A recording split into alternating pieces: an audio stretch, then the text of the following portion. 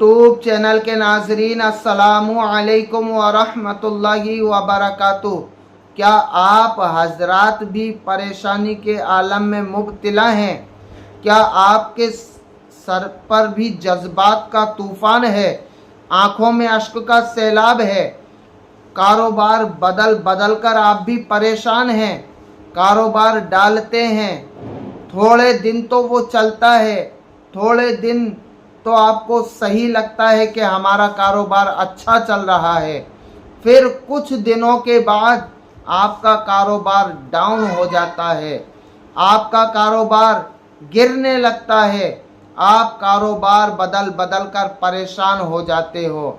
आपके यहाँ खुशी तो मयस्सर होती है, लेकिन कुछ दिनों के लिए, कुछ लम्हों के लिए, कुछ पल के लिए आपके यहाँ खुशी तो दस्तक देती है, लेकिन फिर से आपकी खुशी गमी में बदल जाती है।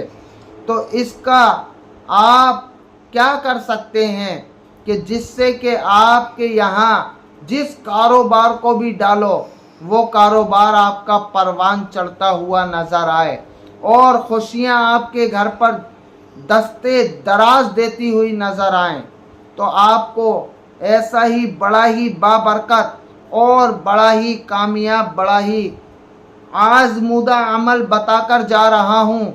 इस अमल को कर लो इंशाअल्लाह तबारक व ताला। जिस कारोबार में भी इस अमल को करके आप हाथ डालोगे तो कामयाबी आपके कदम चूमती हुई नज़र आएगी। आप कामयाबी की सीढ़ियाँ चढ़ते हुए नज़र आओगे। आपके यहाँ खुशहाली ही खुशहाली होगी। लेकिन शर्त क्या है? शर्त यह है कि इस अमल को करने के लिए आपको और हमको सबसे पहले मसाजिदों का नमाजी होना पड़ेगा।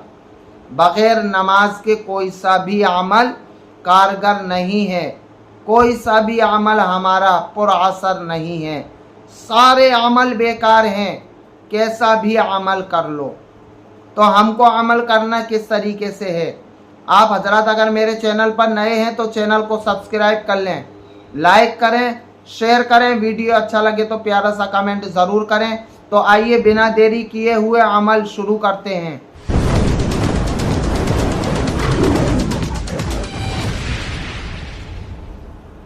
अस्सलातु वस्सलामु अलैका या रसूल अल्लाह व अला आलिका व अस्हाबिका या शफीइना यौमल जज़ा। मैं मोहम्मद सादिक रज़ा आपकी बारगाह में बड़ा ही बेनज़ीर और बड़ा ही कामयाब और बड़ा ही खूबसूरत अमल लेकर हाजिर खिदमत आया हूँ। जी हाँ, आपके कानों ने बिल्कुल सही सुना। मैंने जो कहा कि आपके यहाँ भी अगर ये ऐसी दिक्कतें, ऐसी परेशानियाँ मौजूद हैं कि आप जिस काम में हाथ डालते हो कुछ दिन तक तो सही चलता है, फिर उसके बाद आप मायूसी में मुब्तला हो जाते हो, आपके कारोबार जो है डाउन चला जाता है, फिर आप फ़लाँ मौलवी से तावीज़ बनवाना, फ़लाँ मौलवी से तावीज़ बनवाना, ये लगा रहता है।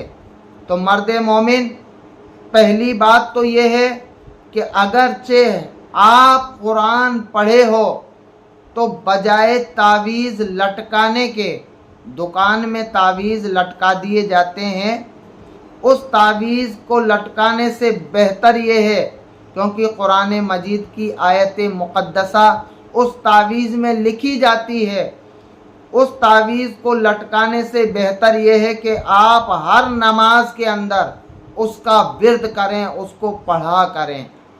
और तो और उस आयत को जब आप कुरान की तिलावत को, कुरान की मुक़द्दस आयत को दीवार पर लटका देते हो, एक नज़र उसको देखते तक नहीं हो, धूल मिट्टी वगैरह वगैरह उस पर जमी रहती है, उसकी सफाई नहीं करते हो, कुरान की बेहुरमती करते हो, उसको टांगने से बेहतर ये है कि उसको याद कर लो और उसका विर्द करो, तो रहमत खुदाबंदी ज़रूर बिल ज़रूर आपके यहाँ दस्तक देगी।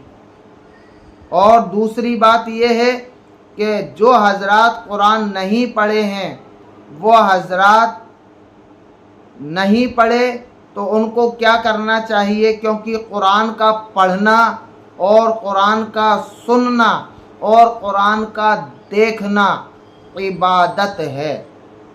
سننے کا بھی اتنا ہی ثواب ہے، پڑھنے کا بھی اتنا ہی ثواب ہے، اور دیکھنے کا بھی اتنا ہی ثواب ہے جتنا کہ پڑھنے اور دیکھنے کا ہے۔